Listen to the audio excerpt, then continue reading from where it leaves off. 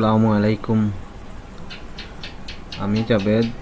আমি আপনাদেরকে একটা বিষয় দেখাতে চাচ্ছি যে অনেকেই কম্পিউটার কেনার জন্য আগ্রহী হন, বা অনেকেই অনেক সময় কম্পিউটারের বেসিক কোন জিনিসগুলো আছে ল্যাপটপ কিনতে বা ডেস্কটপ কিনতে কি জিনিস আপনার জানতে ইচ্ছে হয়, বা অনেকেই আপনার কম্পিউটার ইউজ করতেছেন কিন্তু আপনার কম্পিউটারে কি কি আছে বা কি নেই আপনি জানেন না।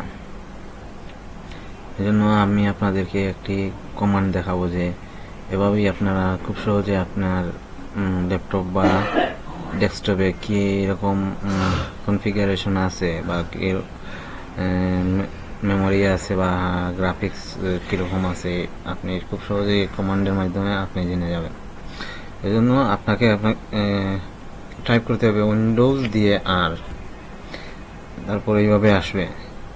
এখানে আসার পর দেখেন যে এটা আমার আগে ছিল, যে এখানে দিবেন ডিএক্স ডিআইজি, দেওয়ার পর আপনি ইন্টারে দিবেন।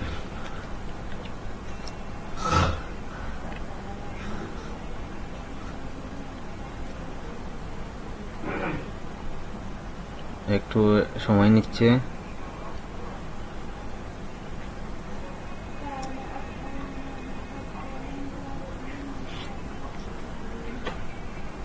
একটু সময় নিচ্ছে, এই আসছে একটু। এই যে দেখেন, একটু আমি বড় করে নিই, আপনার দেখতে সুবিধা হবে মনে হয়। আচ্ছা, এখন এটা বড় হচ্ছে না। এই যে এখানে